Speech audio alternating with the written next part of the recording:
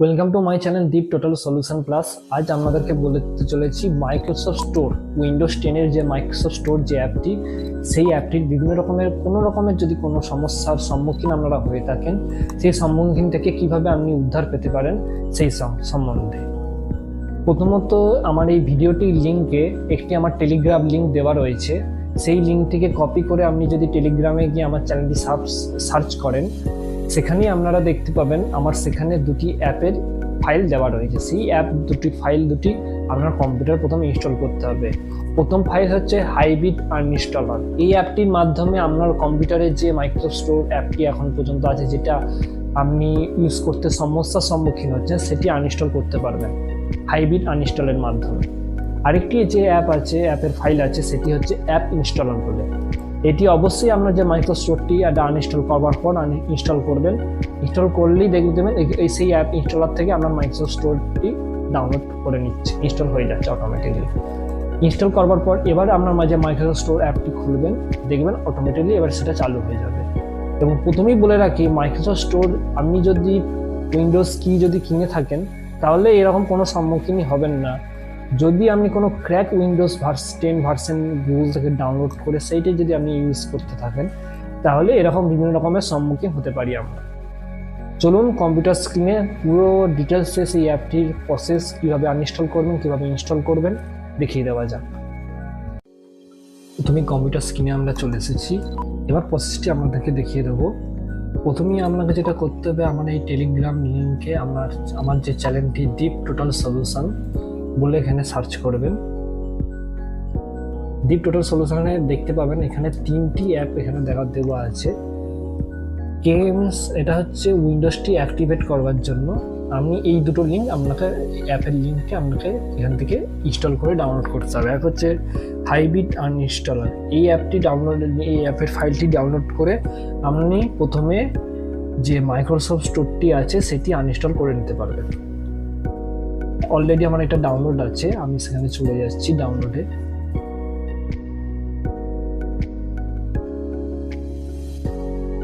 এখানে দেখতে পাচ্ছেন, যখন এটা ডিলিট করে দিন বুঝতে পারবেন না।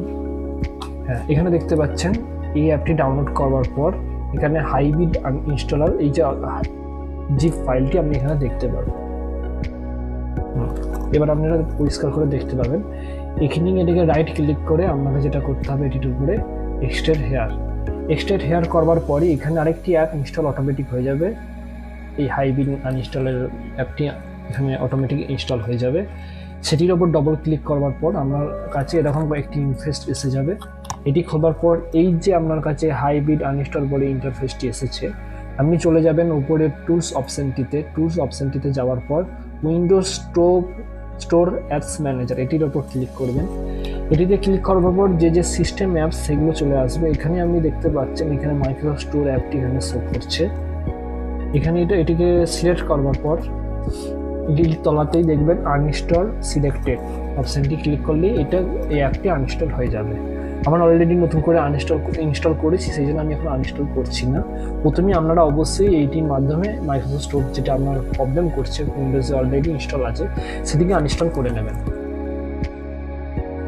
এটি হয়ে গেল প্রথম প্রসেস। সেকেন্ড যে প্রসেসটি, সেটি হচ্ছে এই যে অ্যাপ ইনস্টলার বলে যে অ্যাপটি আছে, সেটিকে আপনাকে ডাউনলোড করতে হবে। সেই ফাইলটিকে ডাউনলোড করবার পর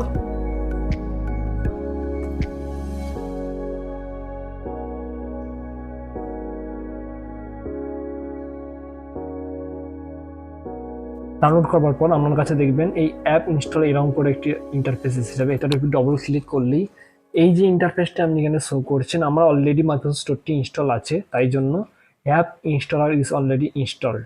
আপনার কাছে এটাই ইনস্টলের অপশান দেখাবে। এটা আমার কাছে অলরেডি ইনস্টল আছে বলে এটা রিইনস্টল দেখাচ্ছে। আপনার কাছে ইনস্টলের অপশান দেখাবে। এটা ইনস্টল করলে আপনার যে পুরনো মাইক্রোসফট স্টোরটিতে অলরেডি আপনি প্রথমেই আনইনস্টল করে নিয়েছেন, এটি আমার যে মাইক্রোসফট স্টোর অ্যাপটি দিয়েছি সেটা ইনস্টল হয়ে যাবে আপনার ডেস্কটপে। এরপর আপনার মাইক্রোসফট স্টোরটি আপনি ব্যবহার করতে পারবেন। এরপরেও যদি কোনো রকম কোনো প্রবলেম হয়, তাহলে অবশ্যই আপনি আমাকে কমেন্টের মাধ্যমে জানাবেন। আমি চেষ্টা করব বিভিন্ন রকম এইসব প্রবলেম থেকে আপনাকে সলভ করব। অসংখ্য ধন্যবাদ ভিডিওটি দেখবার জন্য। ভিডিওটি দেখে যদি আপনাদের ভালো লেগে থাকে অবশ্যই ভিডিওটিতে লাইক এবং কমেন্ট করতে ভুলবেন না। অবশ্যই চ্যানেলটিকে সাবস্ক্রাইব করে দেবেন। এরকমই বিভিন্ন রকমের ভিডিও নিয়ে যখনই আমি হাজির হব আপনাদের কাছে প্রথম নোটিফিকেশন যাতে আমাদের কাছে চলে যায়। দেখা হচ্ছে পরের ভিডিওতে এরকমই একটি সুন্দর ভিডিও নিয়ে, হেল্পফুল ভিডিও নিয়ে। ভালো থাকবেন, ধন্যবাদ।